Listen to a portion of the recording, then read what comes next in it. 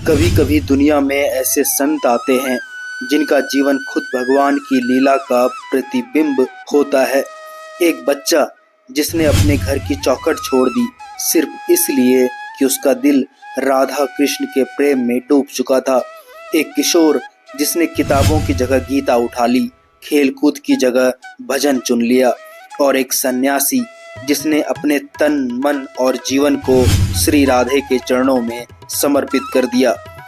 आज हम बात करेंगे उस संत की जिसे दुनिया प्रेमानंद जी महाराज के नाम से जानती है।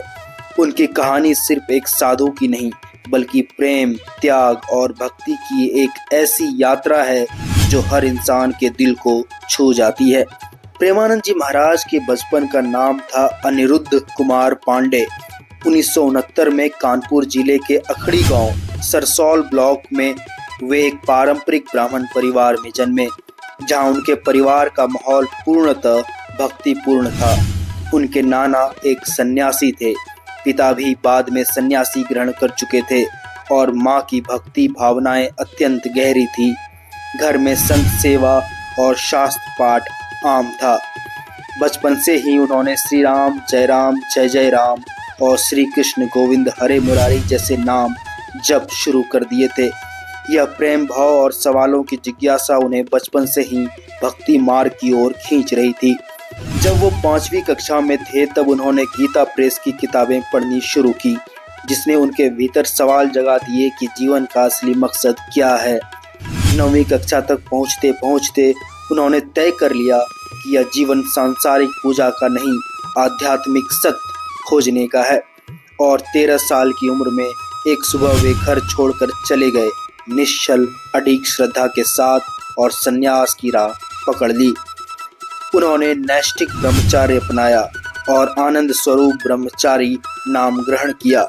आगे चलकर जब उन्होंने महाकाव्य स्वीकारा तो उनका नाम बना स्वामी आनंद शर्म। अपने तपस्वी जीवन का ये भाग उन्होंने वाराणसी की पवित्र गंगा घाटों पर बिताया, जहां उन्होंने हेरारिकल आश्रम जीवन से दूर एकांत और गहन भक्ति में जीवन गुजारा। वह भूख, ठंड, जल, कष्ट इन सब से बिल्कुल नहीं डिगे। 3 बार गंगा स्नान, व्रत, ध्यान, यह तमाम दिनचर्या उनकी साधना की पहचान बनी। कुछ वर्षों तक इस तरह जीवन बिताने के बाद उन्हें शिव जी की विशेष कृपा प्राप्त हुई, लेकिन उनकी असली दिशा मिली वृंदावन की ओर, जब एक दिन वे पीपल के वृक्ष तले ध्यान कर रहे थे। किसी संत की प्रेरणा से उन्होंने वृंदावन के रास लीला का दर्शन किया, जहां प्रभु की लीला और भक्ति भाव ने उन्हें अंदर तक झकझोर दिया। इस एक माह भर की यात्रा ने ही उनका जीवन परिवर्तित कर दिया। वृंदावन पहुंचकर राधा वल्लभ संप्रदाय से उनका संपर्क बढ़ा।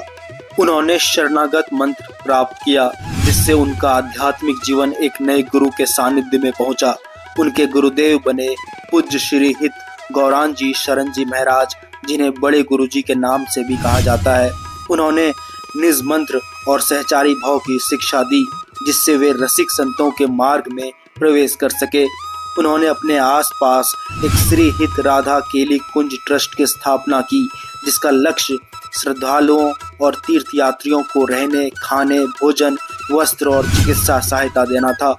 उनकी शिक्षाएं सीधी और प्रभावशाली हैं।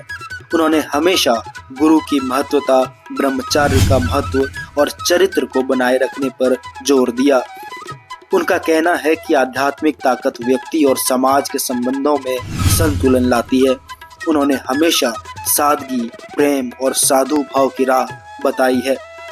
हाल ही के खबरों के अनुसार अब वे गहरे स्वास्थ्य संबंधी संकट से जूझ रहे हैं। उनके दोनों किडनी खराब हो चुकी हैं और उन्हें सप्ताह में 3 बार डायलिसिस की आवश्यकता पड़ रही है।